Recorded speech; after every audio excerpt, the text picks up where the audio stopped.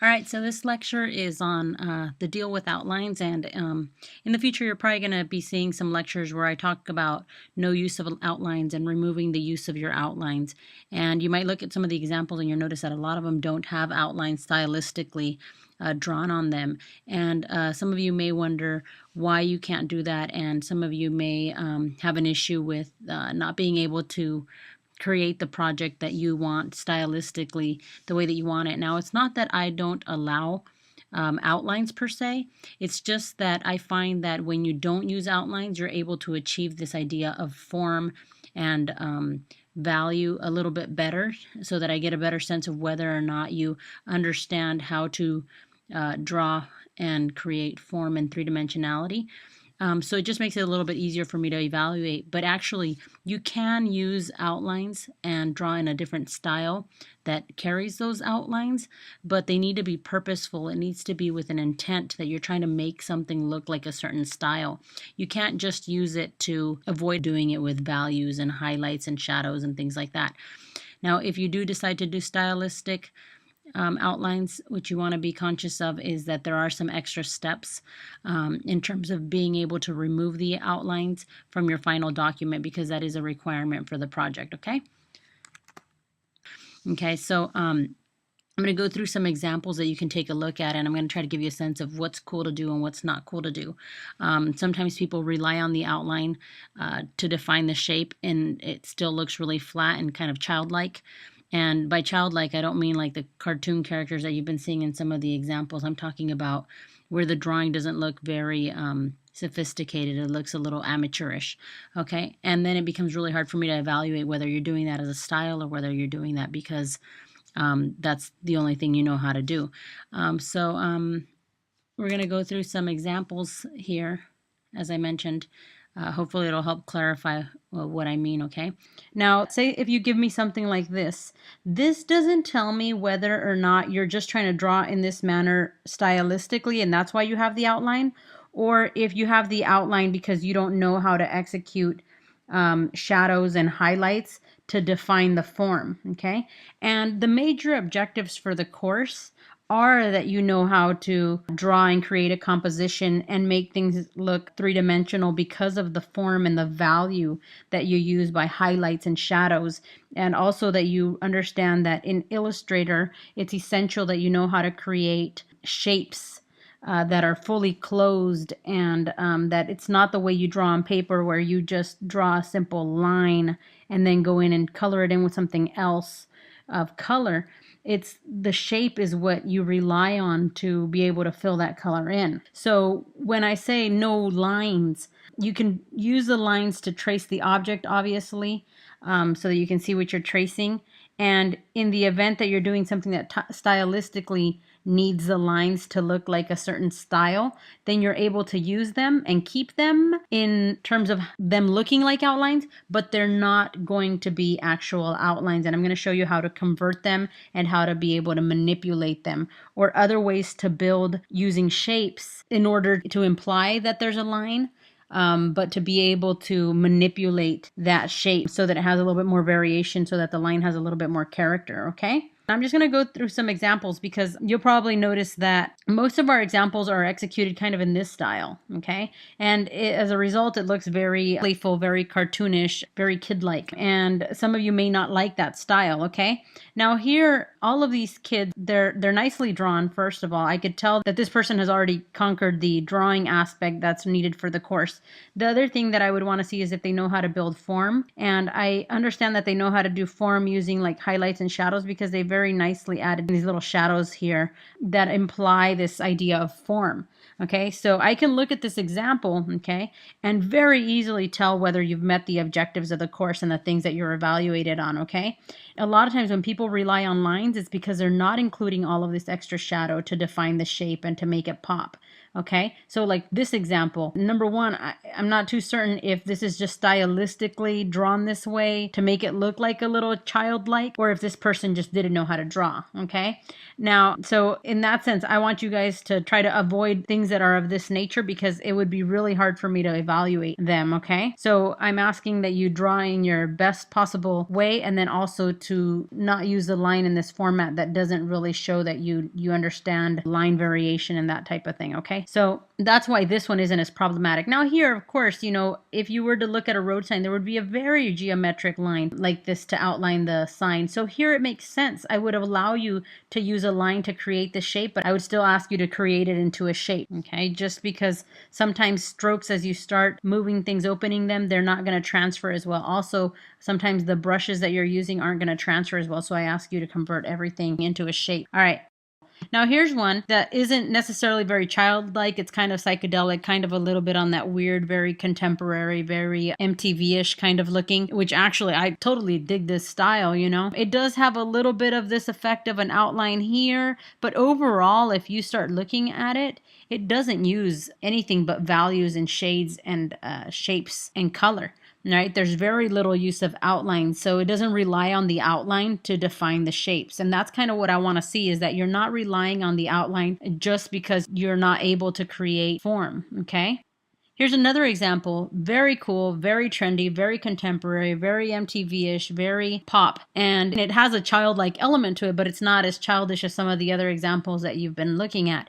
And with this one here, there's a little bit of texture probably done with effects and stuff, but there is no real use of outlines. Now there's this implied outline here, but these are basically shapes that they've been created, and there's some variation even within these. And then these are drop shadows back here. So these are all done also without the use of outlines, and it's very different style. So if you can do something like this, this also shows me that you can form value and that you understand the idea of form and shape, because even here within choosing different colors here to imply dimension, that's great. You know, here the side of the house is one color, the other side's another. And then not only that, everything is very nicely drawn, okay, within the context of the style that you're drawing in, okay? So here I would be able to know that you met the objectives of the course, even though it's a very different style than the examples that you've probably been looking at, okay?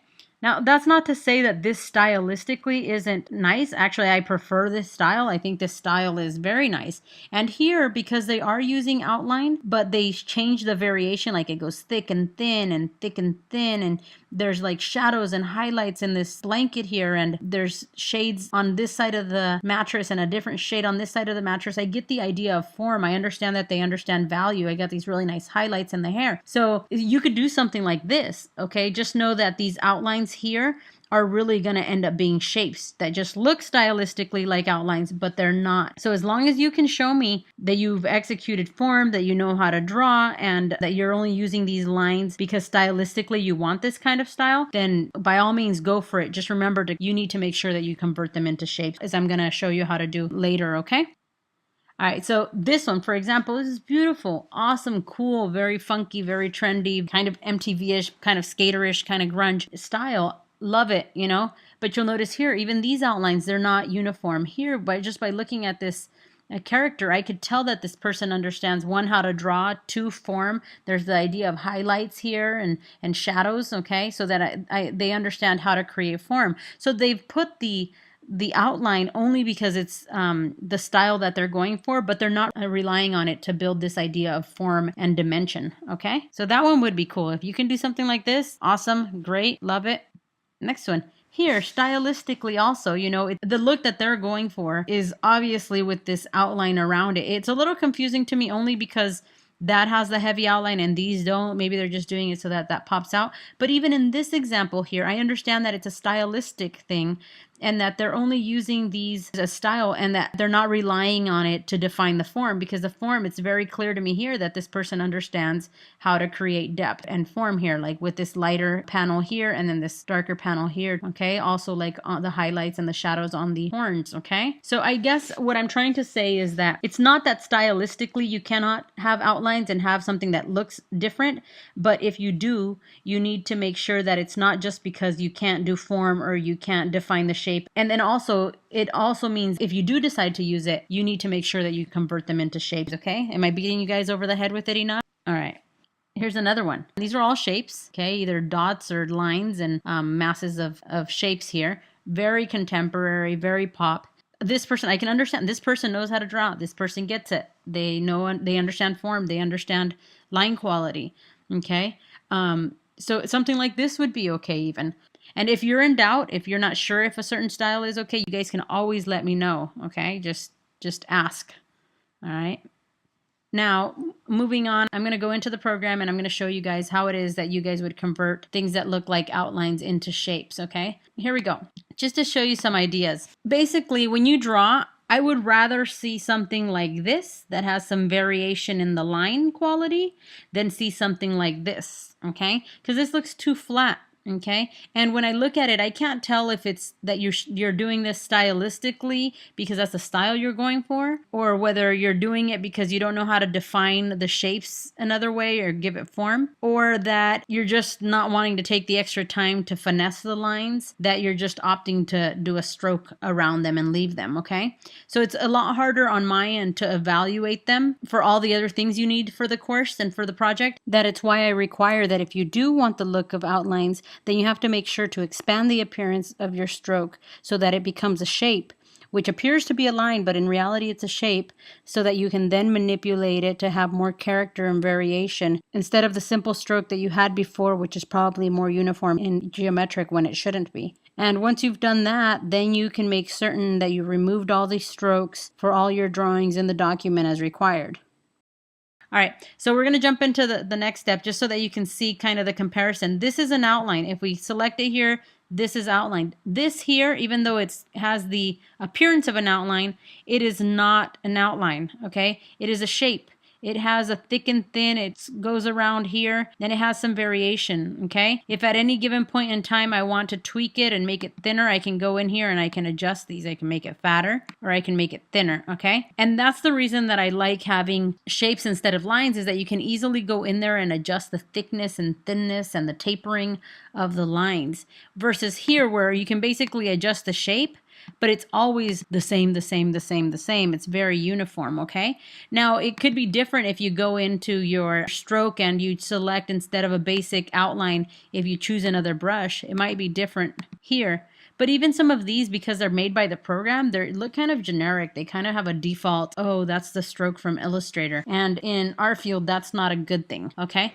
So now, if you did want to use something like this, again, I would ask that if you're going to keep it, that you turn the outlines into shapes, okay? And then try to tweak it, and I'll show you how to do that in a little while, okay? I'm going to go ahead and undo this, okay? Now, for this one, this might look very much like this, except for you notice there's some depth here. There's something about this eye that feels a little bit more real, a little bit more animated, a little bit more alive, versus this one that feels like it's just starting on the drawing. It's not like refined or finished, okay? So when I'm gonna look at this one here, and you'll notice that it's a shape behind another shape that's on top of it, on top of another shape, on top of another shape, on top of another shape, right? So these are all shapes that are stacked on top.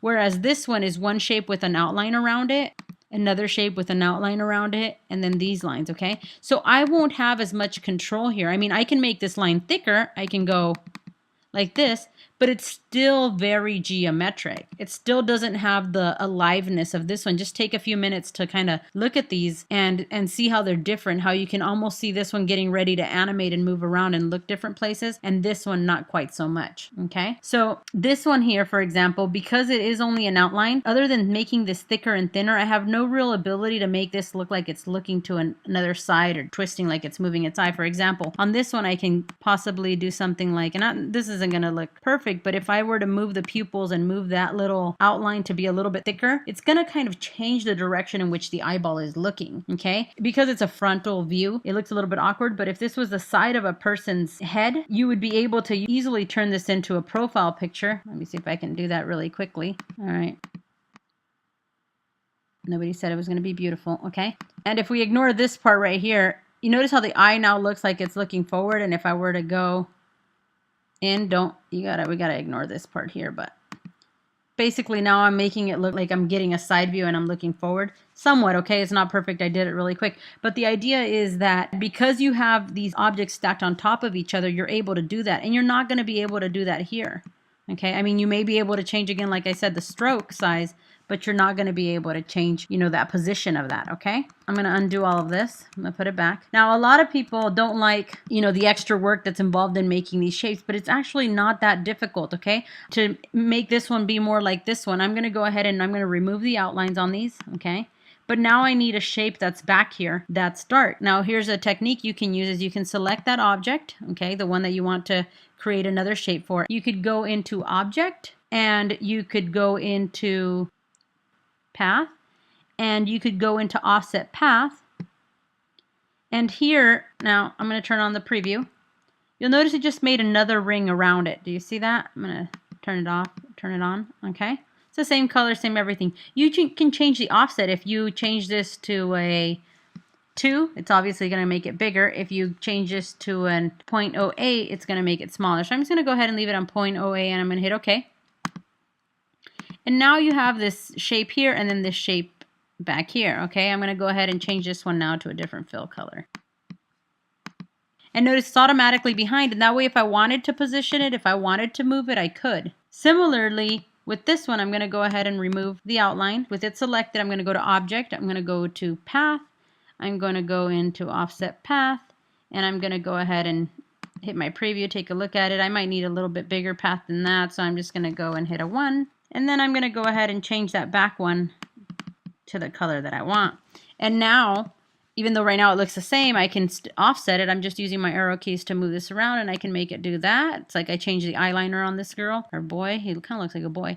And I can change it up. I can basically tweak this so that I can get the look that I'm going for. Okay. So basically when you're using outlines, you're a little bit more confined to what it is that you can do in terms of varying the line. And a lot of times when the lines don't have variations, they look amateurish and it looks like the person doesn't have the knowledge or the ability to change their line strokes to make the drawing look more either realistic or stylistic. Okay. All right. So that's one way. The other way you could do this is you could select this eyelash here, for instance, and you can go into Object and you can either outline the stroke, or there's another easy way that's really quick here is just expand.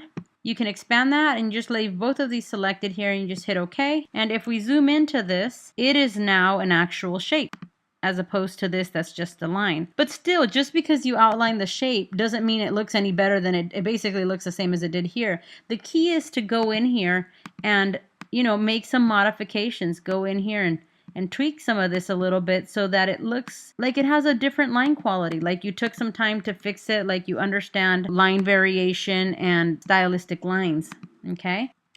So that's one way. Another way is you can use this tool. Sometimes you have a line like this that you want to kind of expand or kind of change the shape of it. You can go into this tool. It is called the width tool. It's by default usually up. It looks like a little weird bird on it. You can go ahead and if you click on it, you can click anywhere on this line and you can actually make it fatter or you can make it thinner. So if you're trying to make something like this, you can go in here. You can do something like this. You can close that up. Okay, and I'm not saying this looks like a good eyelash. I'm just saying that you could, in theory, change it to something like that. But again, it's still an outline and still reading here as an outline, which means that things can get a little weird when you hand over your file and when you start resizing things or whatnot. So after you're done doing this, and once you're sure, this is at the very end, once you're sure everything is done the way you want it to, you select the object, you go to Object, expand the appearance, and then you'll notice that it's a shape. Now the only problem with this tool that I don't really like is that you get a lot of extra points that you probably don't need. Now here's where you could come back in with your smooth tool here and you could possibly, you know, smooth it out a bit. Okay, just to remove some of those extra points because I'm going to be looking at those points. Okay, so I guess basically what I'm asking is for you guys to change your line quality to something that is purposeful, okay? That doesn't mean you cannot use outlines to create the look that you're going for. It just means that you want to manipulate it further so that it's apparent to the viewer that you've chosen to do this with a purpose, okay? Now, the other reason that I always say that we want you to draw with closed shapes and all that is because all of these required closed shapes in order to color in. A lot of times what people do is that they rely on the lines to draw just like they do on paper. And if say that this is a line and you just go and you draw this other line, so this is basically just using the brush tool, you know, going like this. And this is probably the closest you'll get to drawing on paper. That's, I mean, it might work fine for this shape that's a little bit more enclosed because you could fill it in with color and you can remove the outline. But for this shape in here, if you try to go and fill it with color, because it's not a closed shape, it's going to draw all the way across like this. See? So it makes it hard to start enclosing shapes and making sure that everything fills. So either way, even if you did these lines on top just as a look, you'd still need to create the shape underneath that fully encapsulates the area that you want to color, okay? So that's why we talk about enclosing the shapes and then removing the outlines and then creating your own outlines that are actual shapes that you can manipulate more like we did here and here. All right, so I hope this kind of clarifies how I feel about outlines and what you can do and can't do. Oftentimes in subsequent lectures, you're going to hear me say, don't forget to remove your outlines and to remove the stroke because that's what's required for the project.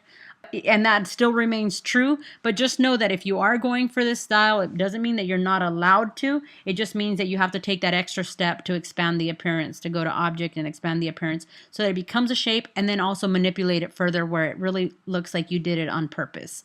Okay?